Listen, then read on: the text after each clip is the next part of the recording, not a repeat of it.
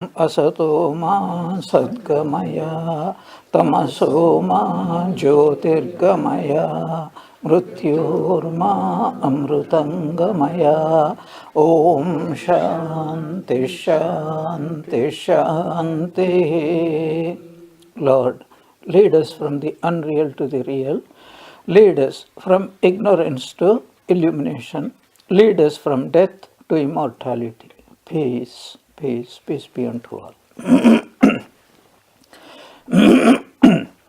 Om Prapanna Parijataya Totra Vetraikapanaye Gnanamudraya Krishnaya Gita Duhe Namaha. Sarvopanishado Gavo Dogdha Gopalanandana Partho Vatsa Sudhir Bhokta Dugdham Gitamritam Mahat Vasudeva Sutam Devam Kamsa Chanuramardanam Devaki Paramanandam Krishnam Vande Jagadgurum Mukam Karoti Vachalam Pangum Langayate Girim Yat Kripatamaham Vande Paramananda Madhavam.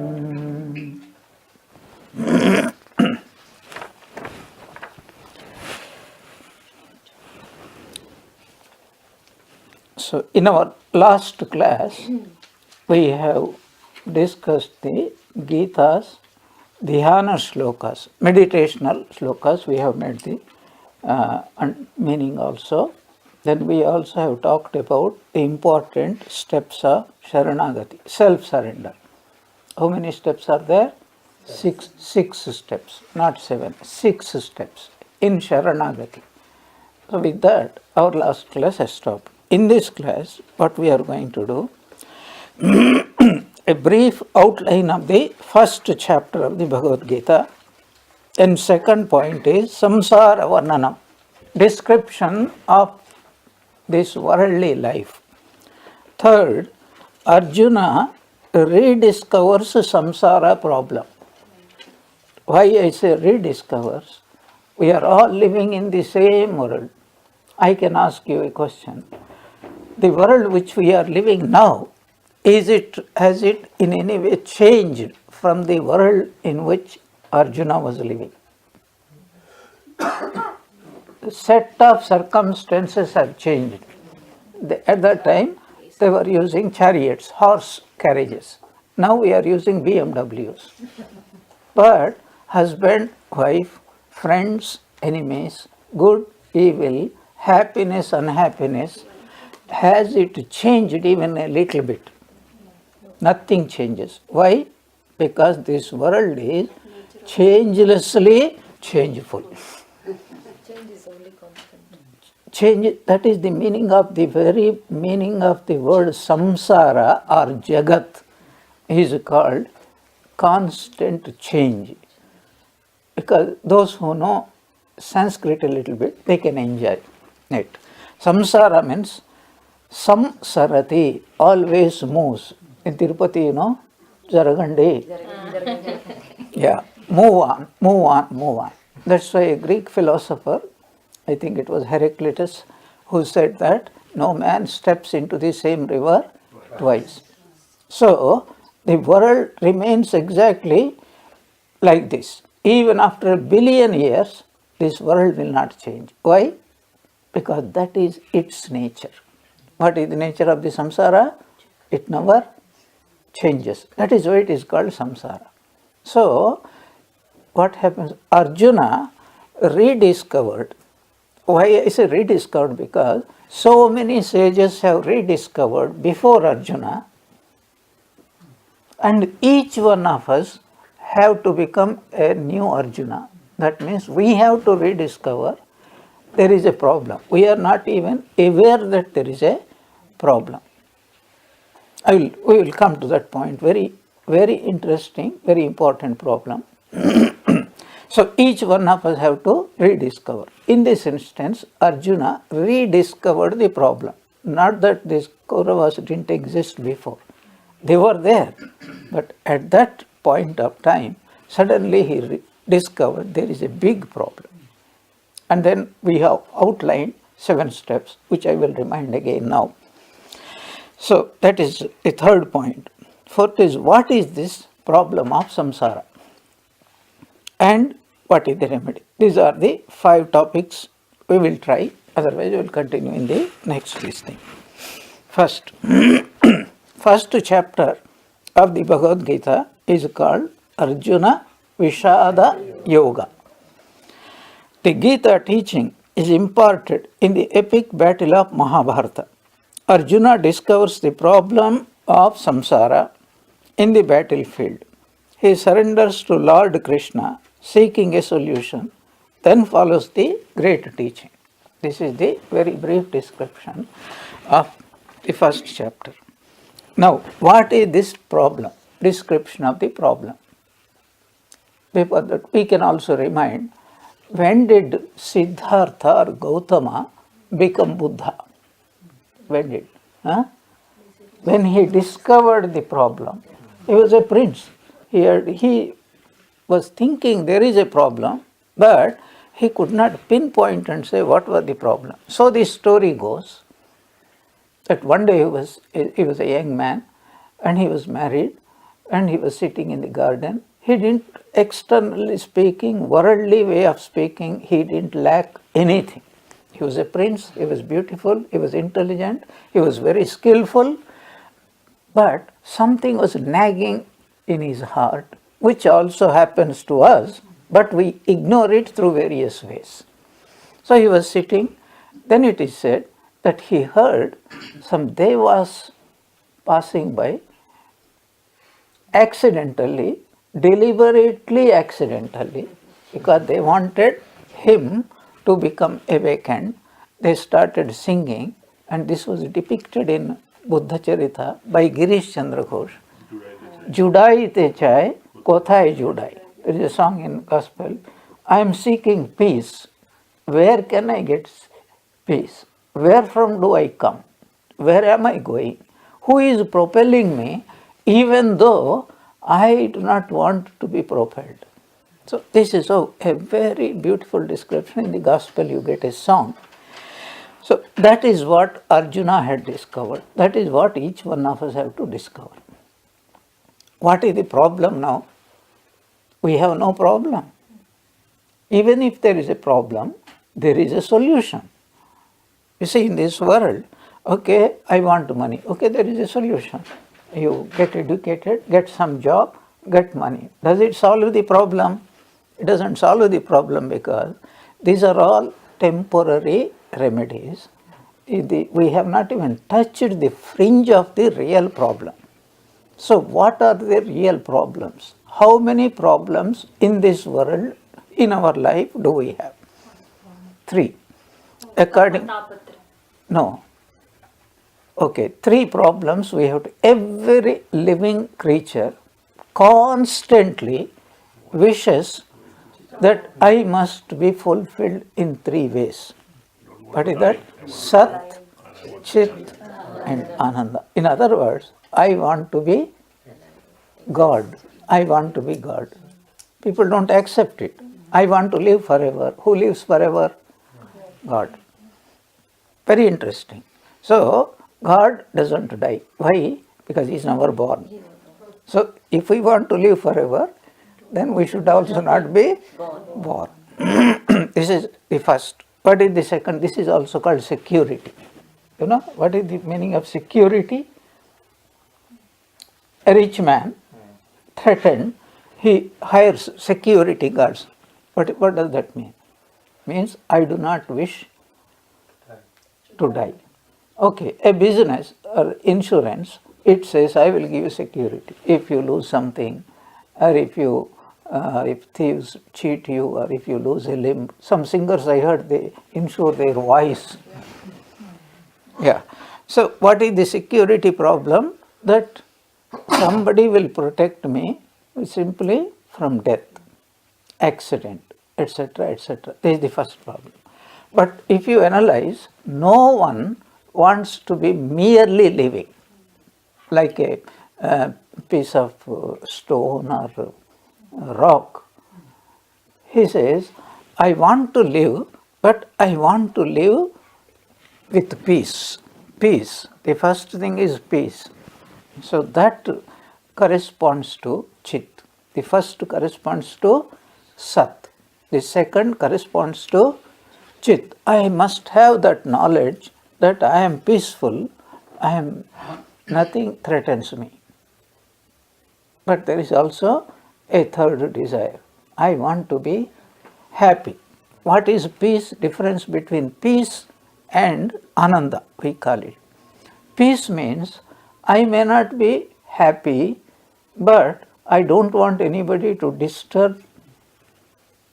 Means I do not wish to be unhappy. That is what we call peace. But having gained peace, man says, what is the good of peace if I am not really happy? Why? Because that always the desire is there, or always in that order. First, I want to be.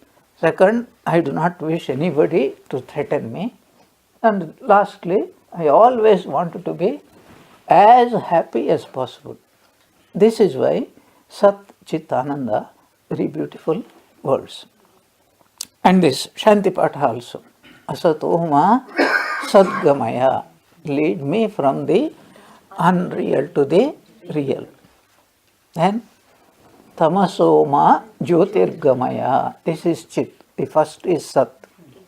From darkness or ignorance, lead me to illumination.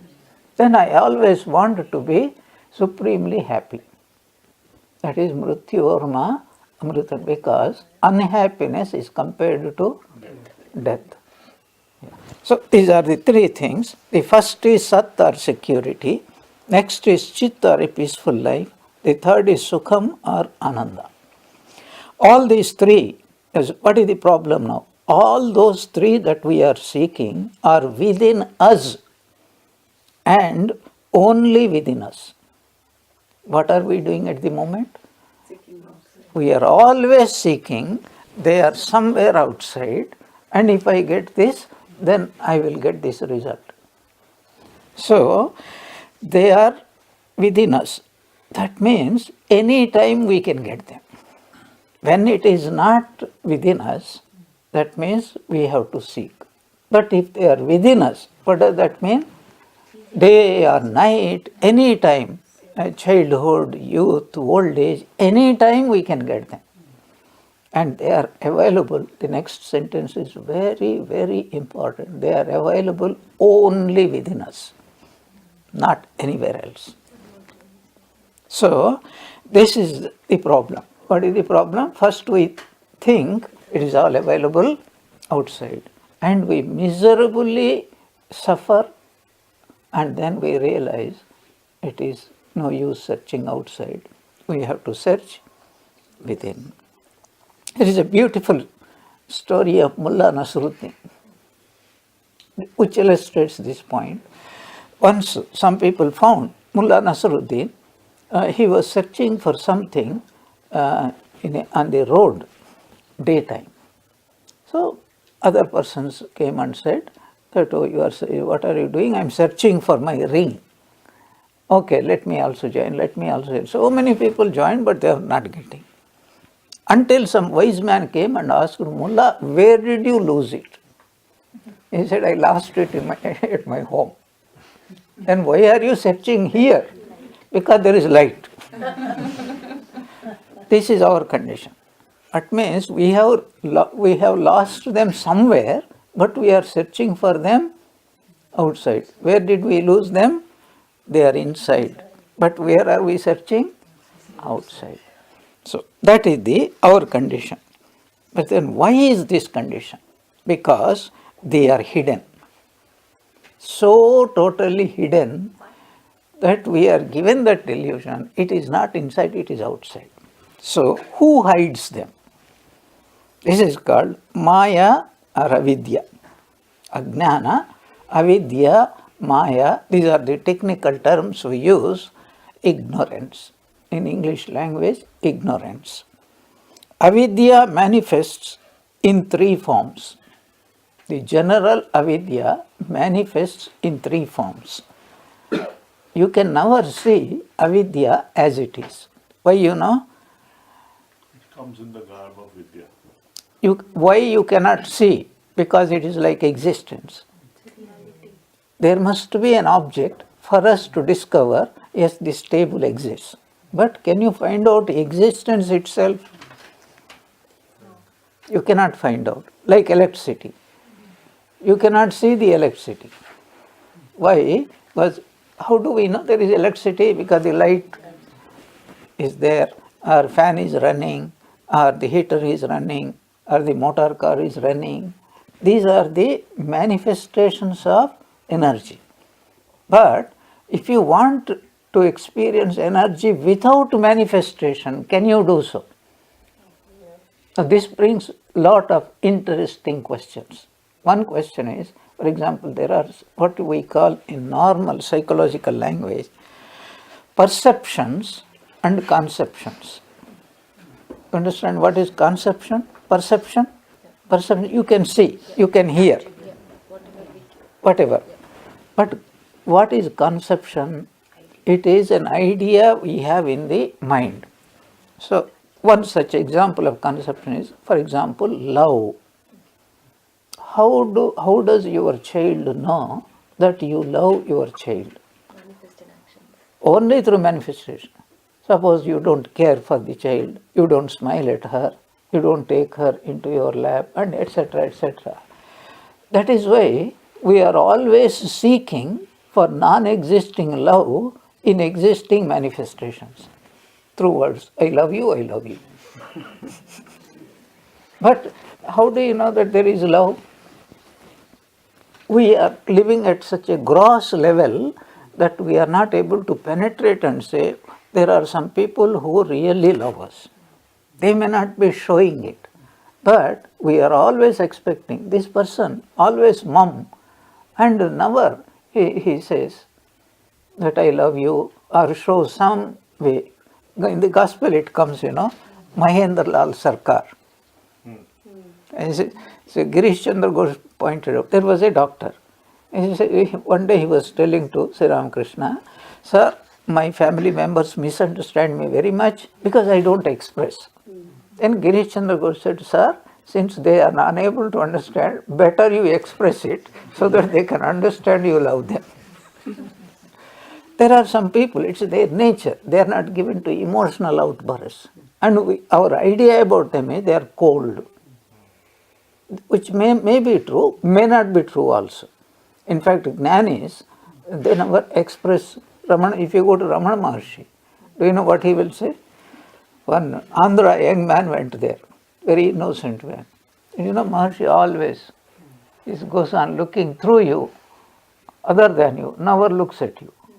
He never looks at you. As though he penetrates, it goes beyond like that. That was the uniform experience of everybody who visited him. One day, an Andhra young man came. He put a question. So, how shall I get out? What he meant is, how shall I go out of this samsara? And Ramana Maharshi said, through the same door that you came in. So he misunderstood it. Maharshi wants me to get out. Do you follow? Until somebody explained to him that how did you enter into this Maya, and that is the only way to go out. And that is what Gospel of Sri Ramakrishna says. There is a kind of fish people catch. They put some kind of basket with one door open in the stream. So the stream is flowing. So the fish go there. They know how to enter. But having entered, the door is open. But they don't want to get out. So there is a way out. The way we entered into the samsara, the same way we can also get out. But we are crying and say, there is no doorway and all those things. Okay. So it is the Maya. In what form this Maya manifests in three forms? One is called impurity, one is called scatteredness, restlessness, another is called not allowing us to know the truth. It is called mala, vikshepa and avidya, ignorance. So what is the remedy? There must be a remedy. This is Gita is all about these three types of remedies. What is the remedy? Mala means impurity. Impurity means our mind is cluttered, is dirty with various misunderstandings, half understandings. What is the way to get out? Karma yoga. The very first step is karma yoga. Without karma yoga, this mala, if your dress is dirty, what will you do? You take a piece of soap, and what is the soap here? Karma yoga, the soap. The second remedy is called upasana or meditation. Japa, puja, japa, meditation, scriptural reading. This is the second method. What does it do? It removes the scatteredness, restlessness. That is why yoga is defined as what? Chitta vritti nirodha. Perfect control over our thoughts is called yoga. So karma yoga, bhakti yoga, all those are supposed to lead to that. So this is the second stage, second remedy for the second problem. What is the first problem? Impurity. What is the remedy? Karma yoga. What is the second problem? Restlessness. Our mind is getting scattered. What is the remedy? Upasana. No, we are not talking about yoga here. We are talking about specific discipline which brings the mind, scattered mind, under control. Okay. What is the third? Ignorance. What is the ignorance? Each soul is potentially divine. We are ignorant because we think we are potential human beings.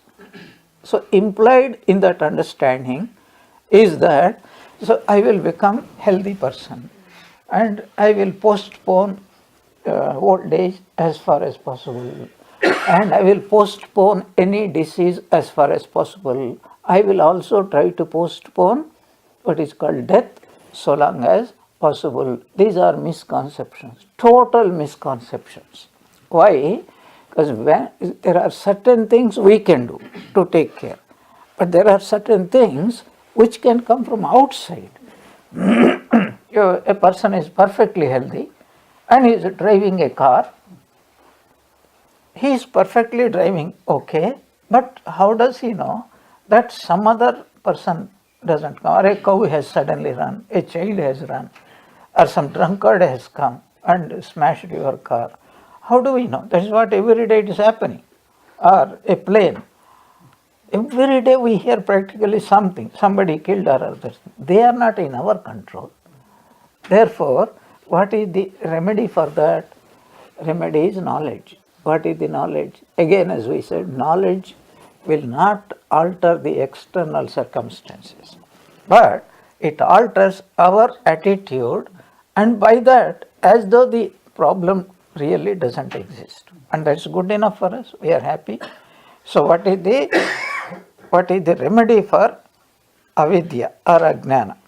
That is when bhakti yoga, raja yoga, jnana yoga. So before we can actively take to this bhakti yoga, raja yoga or jnana yoga, these two problems have to be solved. Karma yoga is must, and after that make the mind pure. So this is what we do. Suppose we give a lump of gold to a goldsmith. What does he do? First thing, he cleans it. Second thing, he melts it.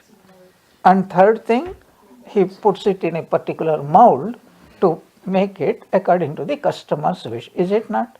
It's exactly the same thing. When you get vegetables or rice, what is the first thing you do? You wash it.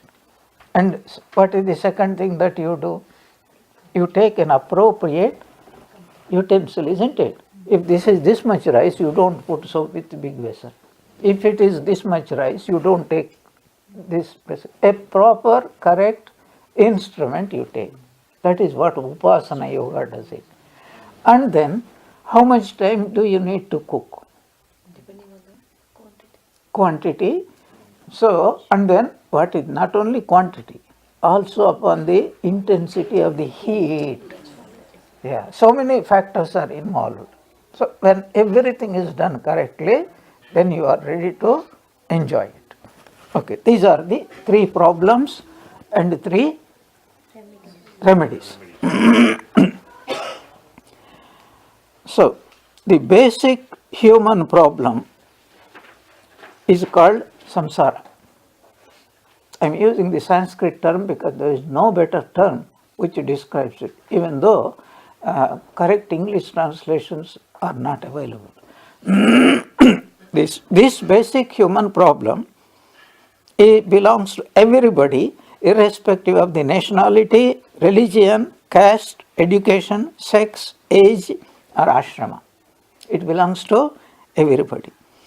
So, this samsara is a combination of one root with three branches known as raga, shoka, and moha. Raga, shoka, and moha. What is the samsara? It is a huge tree. I am not saying it.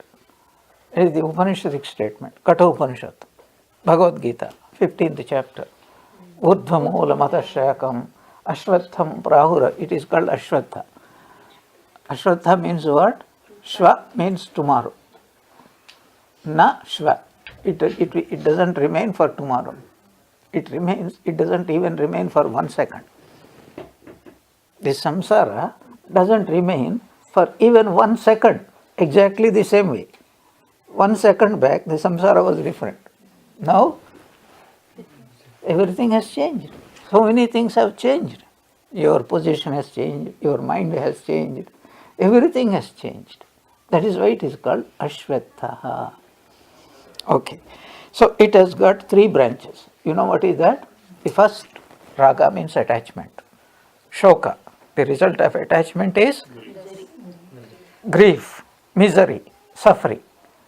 And what do these two do? Attachment leads to experience of unhappiness, and experience of unhappiness leads to clouding of the mind called moha.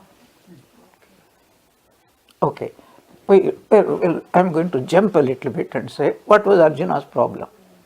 He was attached to Bhishma, Drona, etc. Then as soon as he came, I am going to kill, they are going to be killed, shoka. And as soon as he said that, his mind became befuddled, confused. And that's why, what is confusion? That whatever he thought earlier, now totally he reversed it. We are going to describe it. So what is the differentiation between attachment or non-attachment, are also called love? The scripture specially uses the word, what we call in English language love. What is equivalent? English language? Non-attachment. Raga means what? The word raga is a very interesting Sanskrit word. Raga means color. And you are colored. You know, I like this, you are colored. I don't like this, you are colored. Even more colored. Yes. So that word raga means attachment. Attachment or its opposite is hatred. Raga and dvesha. But here the real opposite of attachment is non-attachment. Not dvesha, non-attachment. What is non-attachment? That is called love. True love is always totally non-attached, detached. That is the truth. Is that anuraga? That is why anuraga means love. Anuraga Sri Hare. There's a beautiful song is there. Anuraga. So how do we know whether we are having non-attachment or we are having attachment? Whether we are having raga or we are having love? How do we know? There are certain tests, symptoms and then tests. What is it? Any attachment is based on selfishness. What is selfishness? Whatever gives me happiness, I am attached to it. And whatever brings me unhappiness, not non-attachment, hatred. I don't like it. This is whole life from morning till evening. This is what we are going to do. You see, early morning you get up in winter season. And in the room, this side is more cold, this side is more warm. Which side do you move? You see, any attachment is based on selfishness. Interested in my own happiness, and for the sake of my happiness, when I emotionally depend upon a person or an object or an event, that selfish leaning, that selfish dependence is called raga, attachment. Whereas love is based on selflessness, whereas attachment is based on selfishness. So here, some of you can recall, in Brihadaranyaka Upanishad, the conversation between Yajnavalkya and Maitreyi. We will not discuss it today, but very briefly what it means is, the enlightened sage was teaching his disciple. Formerly, he was the husband, she was the wife. Now he became the teacher and she became the disciple. And he was saying, a wife doesn't love her husband for the sake of the husband, but for the sake of her own self. Similarly, a husband doesn't love the wife for the sake of the wife, but for the sake of his self. This is our life. It is for our sake. Why do we love our family members, our mother and father? Because they are bestowing their love, they are praying for us, they are trying to their best to keep us happy, secure and all that, isn't it? We are dependent. Suppose they don't give this love. What happens? That very moment I start veering away from them.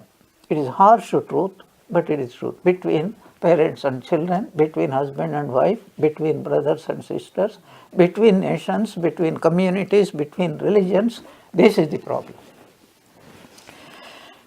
The second difference is, attachment is always in the form of receiving. How do we know? We don't want to give. But whereas love is always in the form of giving and not receiving. So, I think you remember a story, my favorite story. In this world, there are three sorts of people. First sort of persons, only those who know how to receive. Second type of person, who knows only how to give. Third type of person, who knows both how to give and take. So there was a village and there was a villager. One day the villager was walking and there was a tank and he slipped and fell into the tank and he did not know how to swim. So he was going up and down. Another man happened to pass by. He saw and he told him, "Arey bhai, tumhara haath de do." Oh, my brother, give me your hand. And that fellow belonged to the category who never gave, only received. So he would not give his hand. The wise man on the bank understood and said, "You please take my hand." Immediately he grabbed it.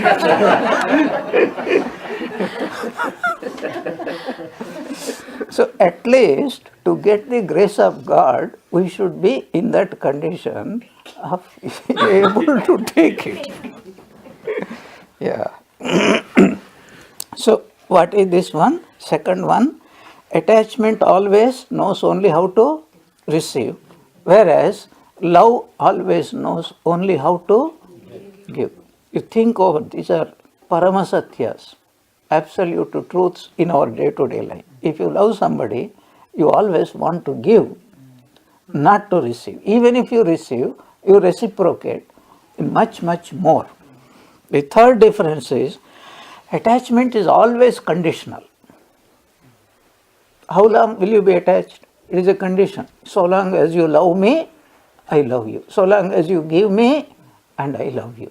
So long as something what is called unhappiness or other things do not come to me, I am not unhappy, I am not insecure, etc., then I can love you. The moment this condition is broken, that very moment my so-called attachment turns away.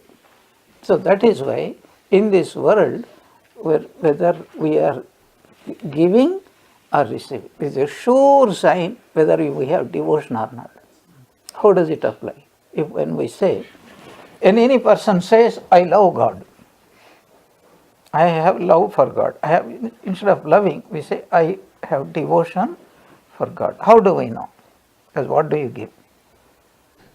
Not that God wants from you, but what do you give? What is our condition? I love you so long as you keep on giving me. Give me this, give me that, give me that. Yeah. So these are the three important differences. And attachment is always born out of weakness. Dependency is always what? Weakness. How long do you depend upon a crutch? So long as I am not strong enough to walk upon it. Whereas love is born out of strength and fullness. Strength, love is strength. And then fullness. Fullness means what? If I feel I lack something, I become attached. Only when I feel I do not lack anything, that means I can also give. In attachment, the intellect becomes clouded and will lead to violation of dharma, whereas in love, a person's intellect is sane and clear, and therefore it will always lead to dharma only.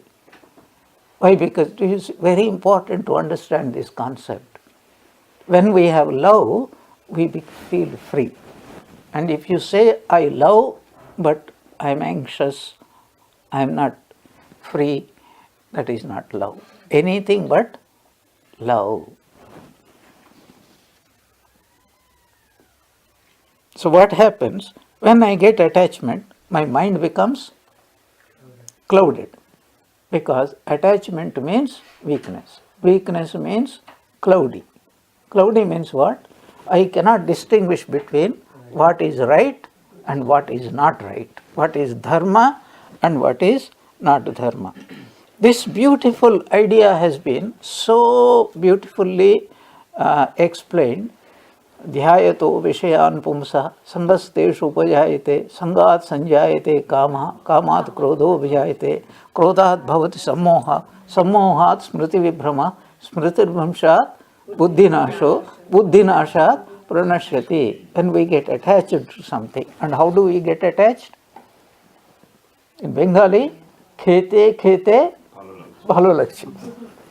As we go on brooding over an object again and again, slowly attachment comes. That's why Satya Sai Baba used to tell something so beautiful. Some of his utterances are extraordinarily beautiful. The so-called modern problem, how does it, marriage problem, how does it start? It starts with a walk, develops in a, starts with a talk, develops into a walk, ends in a lock. First wedlock,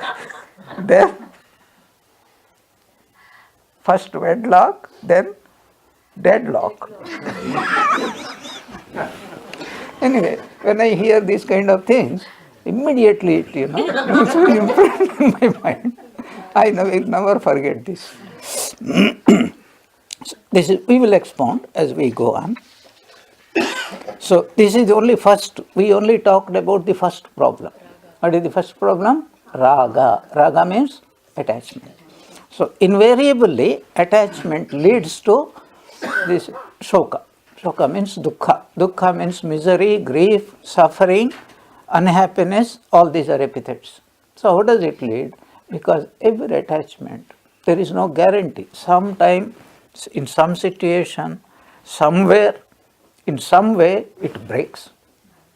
When it breaks, either with death or disease or whatever. This is our life. A young man, he is full of what is called sunshine, moonshine, sunshine or moonshine or whatever it is. Honeymoon he calls. Sometimes people go on honeymoon where neither is neither a moon nor a honey. And I don't know if they call it honeymoon. Okay, what happens? Youth passes, then old age comes, disease comes, death comes, whatever comes. Somehow or other, the break comes. When that break comes, attachment is born out of what? Weakness. The crutch falls. Weakness remains, the crutch falls. What happens to that person? He falls.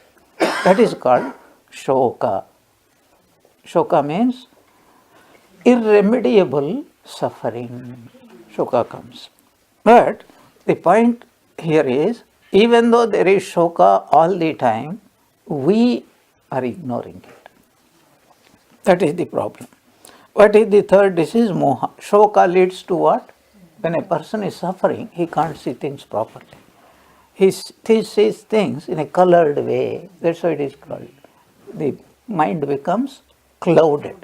Yeah. This intellectual clouding by raga, shoka and moha, this is the problem. What happens? Adharma will be seen as dharma and dharma will be seen as adharma. Specifically in the context of Bhagavad Gita, what happens to Arjuna? And let us not forget, Arjuna is only a representative of each one of us when we are mature enough. Not now. We have not become Arjunas now. Okay. So this is the samsara varnana. Then Bhagavad Gita starts. Because why? Those 7 steps, if you remember, he has gone through those 7 steps. In our last class we discussed.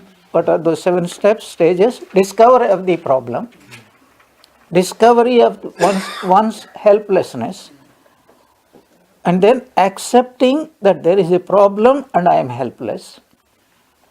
Then seek advice of a wise teacher, then surrender to him, receive his instructions, the remedy, and apply the remedy.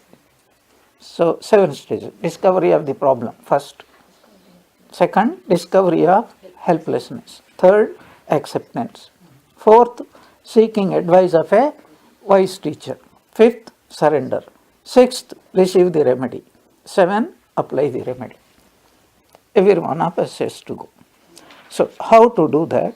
So, Bhagavad Gita, like many scriptures, most of our Hindu scriptures, is in the form of a dialogue, conversation between a teacher and the disciple.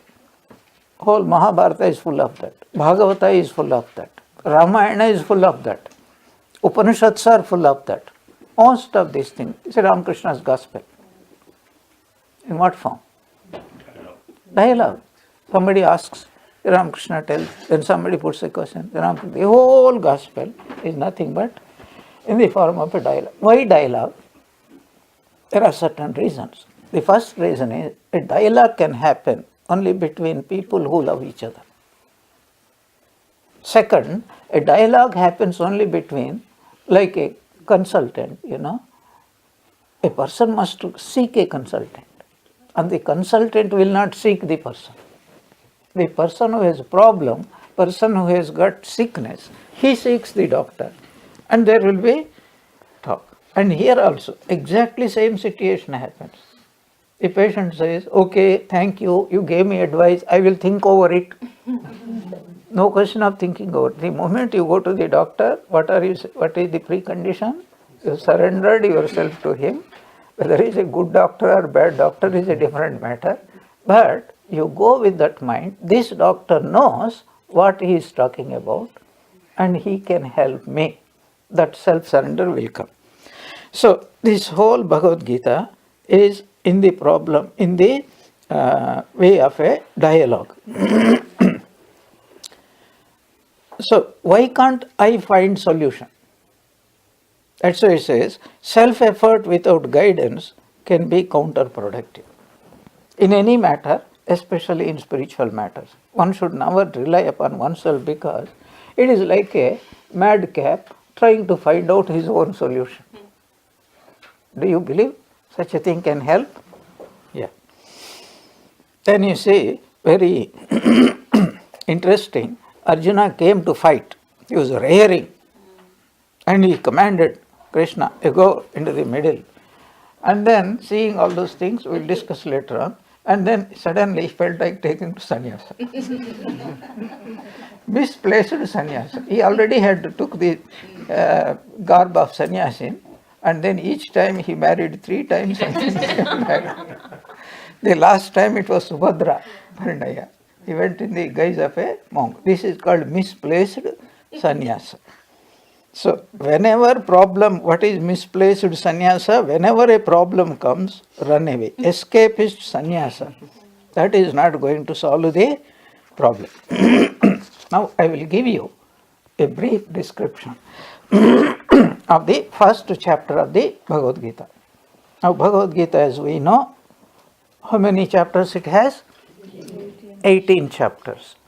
Each chapter is appropriately named as yoga. The first chapter is also appropriately called yoga. We will discuss why it is called yoga. It is called, first chapter is titled as Arjuna Vishada Yoga. So in this, there are 47 verses are there. So today I am only giving you the very brief, what is called outline, a whole bird's eye view. First, Dhritarashtra's, the Bhagavad Gita starts with Dhritarashtra's question. And that was the only time he opened his mouth. Only one shloka in the entire 700 slokas of the Bhagavad Gita. So, the first shloka is Dhritarashtra's question. From 2nd verse to 11th verse is a conversation between Duryodhana and Dronacharya. Duryodhana approach, Sanjaya was describing. Duryodhana approaches Dronacharya and he is trying to brainwash him. Why? Because he knew that Dronacharya loved Pandavas more than he loved Kauravas. And so Bhishmacharya also like that. So from verse 12th to 19th, they started to bolster themselves by blowing the conchs. You know, is African tribes, before they go fight, they go on making a lot of noise. Do you know why? Because each other is trying to encourage, don't worry. Let us go and fight. They have to enter into a stage of self-hypnotic frenzy. That is why they go on shouting. If you go on shouting, after some time, you have that feeling. Yeah, that is how it turns. So, from verse 12th to 19th, conchs blowing. From verse 24th to 27, then what happens? Arjuna says, after this blowing, lot of blowing, then Arjuna says, now you place my chariot in between these two armies so that I can view both and then make a strategy whereby I can counter their, this is called vyuha. A particular army's formation is called vyuha. So I want to find out what vyuha they are having and what counter vyuha I have to make. Until that point, Arjuna was 100%, he was sure he was going to fight and either destroy or be destroyed, whatever, because the outcome of a war is always uncertain. Okay.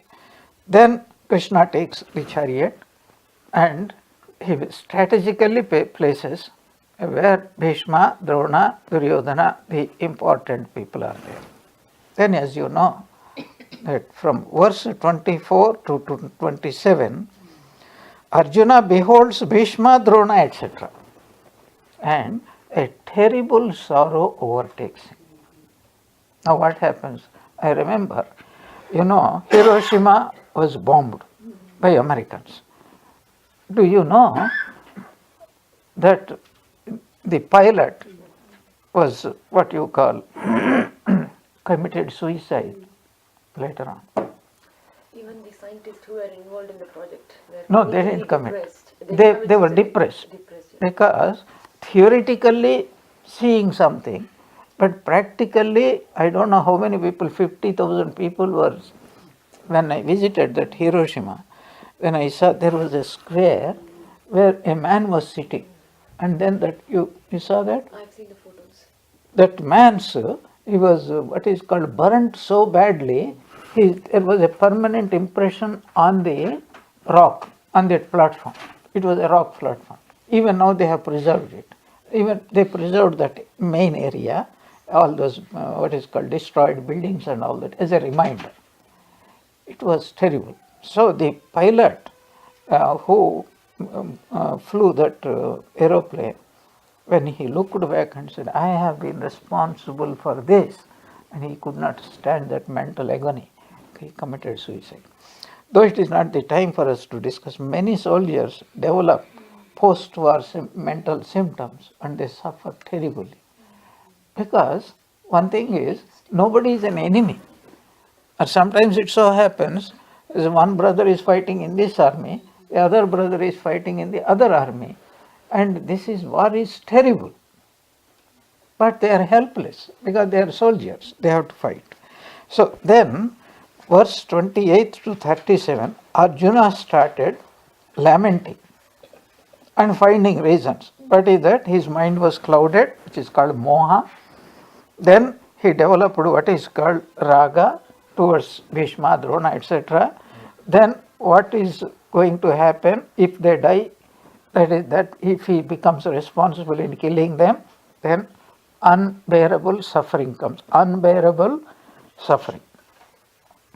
So then buddhinasha. Then his mind became totally confused. He lost what is right, what is wrong, and that is beautifully described from 28th to 37th.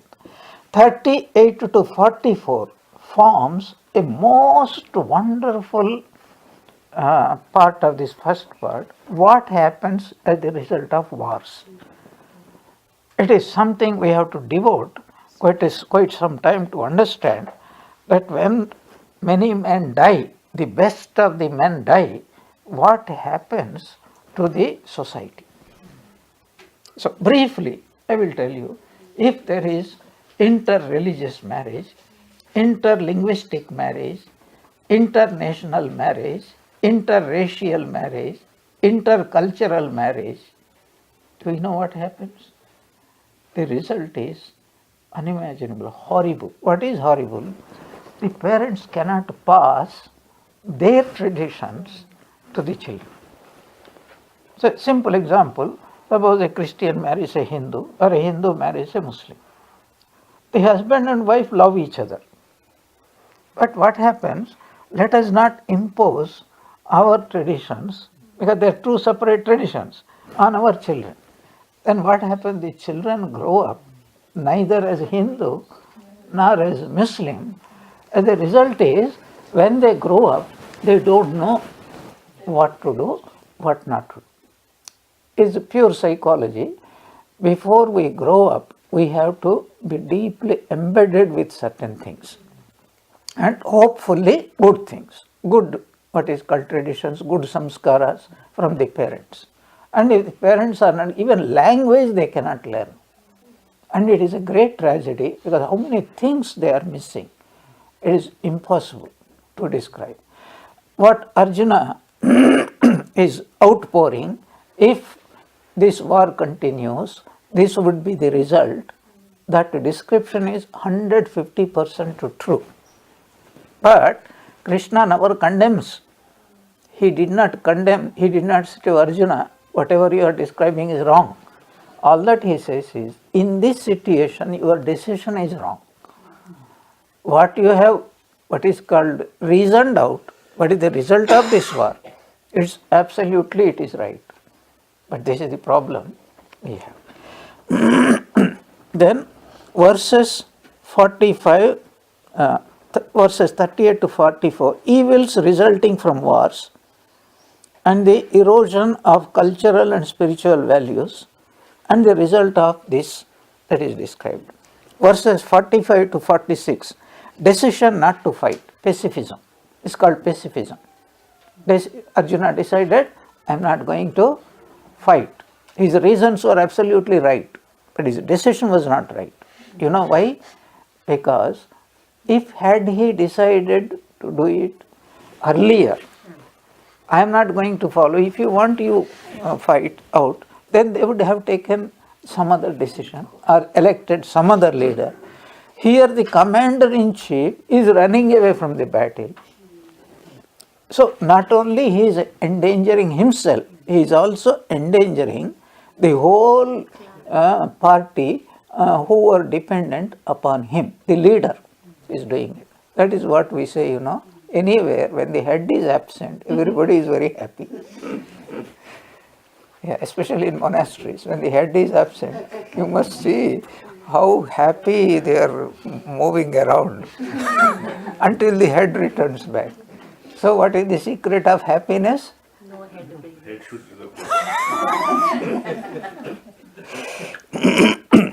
Then, verse 47, he said, I will not fight. He threw out his bows and arrows. He sat down. Radhopasta upavishat. Sat down. This is in brief a bird's out view of the first chapter of the Bhagavad Gita. Then we have to start. Very briefly, we'll talk in another few minutes. The first chapter is titled Arjuna Vishada Yoga. Every chapter in the Bhagavad Gita title ends as yoga. What is the second chapter? Sankhya Yoga. What is the third chapter? Karma Yoga, etc. What is the last chapter? Moksha Sannyasa Yoga. 12th chapter? Bhakti Yoga. Like that, it indicates briefly what is going to be the main points in that particular chapter. So it is like a synopsis of the entire chapter. And why is it called yoga? Why is it called? Yoga means any chapter is more than sufficient to take one to God realization. Yoga means two meanings are there. Yoga, the word yoga comes from the word yuj. Yuj means to join. So that which joins one with God, that is called popularly as yoga. Bengali, they use beautiful word, joga. Yoga means two people come together, somehow it happened, and then after some time they separate. Ayog. So, is yoga means one meaning is to join God. The other meaning is that reaching the destination. That's why it's called yogi. Yogi means he is no more doing sadhana. He has already reached the destination. So Vishada means what, Guruji? Arjuna Vishada. Arjuna's grief became a yoga for Arjuna. We are going to decide. Had he not experienced, you see, here is the gist. Before he came to Krishna, before this war came, Arjuna was there, Krishna was there. That was I was thinking. All those people were there Yeah. until he came to the middle of the ground. So Yeah. what sudden, just seeing them in Because he was foreseeing the consequences his action. of his actions, which he should have seen earlier. Exactly. But that, you see, it is one thing to sit and discuss Gita class. When you go to the home and actually experience it Kurukshetra, that's a different issue. Yeah, appropriate with when you have some fight with. But you have to surrender, and then only the wisdom will come. Swami, I just had a thought. If Arjuna at the beginning had decided everything was okay, there wouldn't have been a Gita. The problem is that we are speculating on what had already happened. So that is not going to help. But what is important is that each one of us have to go through this. And we do not even realize it is a war. We do not realize that there is no choice but to fight on in spiritual battle. Okay. So each chapter title ends as yoga. Not only that, at the end of each chapter, a beautiful description is given of this entire iti Srimad Bhagavad Gitasu Upanishatsu Brahma Vidyayam Yoga Shastre Sri Krishna Arjuna Samvade such and such a title Arjuna Vishada Yogo Nama it is samaptam. It has come to an end. This is very beautiful.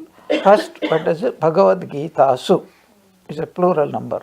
Gita Su means the songs, the teachings, not one. Many teachings are there. Why many teachings? Because it has to suit many different temperaments. Gita Su. And what does Gita wants to teach? Upanishads.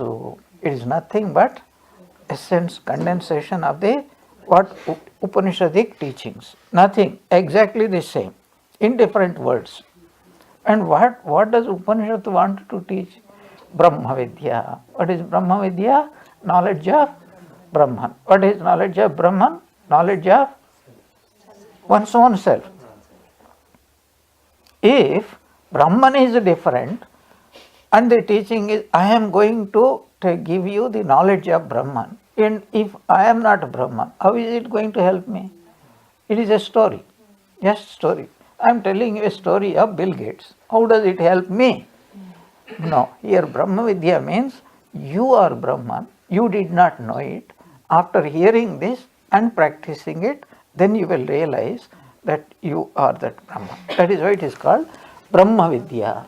Brahma Vidya is knowledge of Brahman. But knowledge of Brahman is the goal. But we have to reach. In order to reach, we will have to find a way, appropriate way. That is called Yoga Shastra. The word yoga indicates the path, the means, the instruments, how we are going to reach that goal. So in Bhagavad Gita, like in Gospel, like in complete works of Swamiji, there are 4 yogas. Karma Yoga, Bhakti Yoga, Jnana Yoga, Raja Yoga and Jnana Yoga. 4 yogas. All the 4 yogas, the Lord explains, all of them are independently, equally valid to take us to the self-knowledge, to give us self-knowledge. And then Sri Krishna Arjuna Samvada. It is a dialogue between Sri Krishna and Arjuna. Then the title of the whatever chapter, 18 chapters, it ends there. So that tells us. So this is the first chapter is called Arjuna Vishada Yoga. So why is the first chapter termed as Arjuna Vishada Yoga? Very briefly what it means is, Vishada means suffering. Vishada means unbearable grief. We are also having that. But it doesn't become yoga. Why?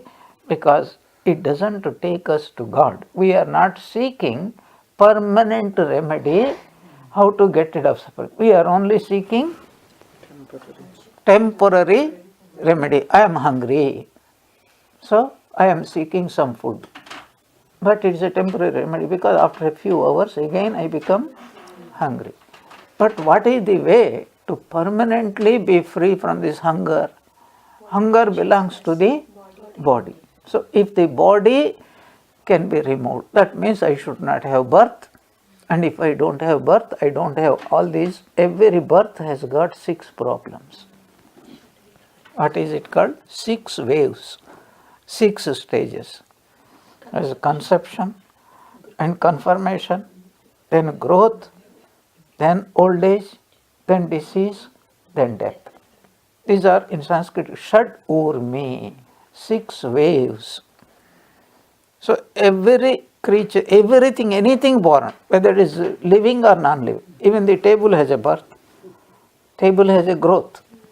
That's why we say old table, new table, old table.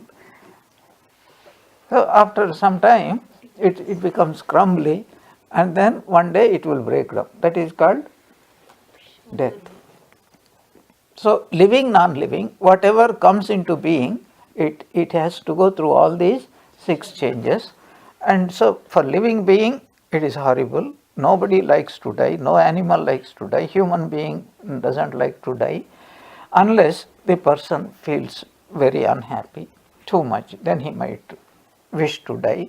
We might wish others to die. Yeah, when we are grief-stricken, we think the others are cause of our suffering, and so many things are there. So the only way is to get Atma Gnana or this one.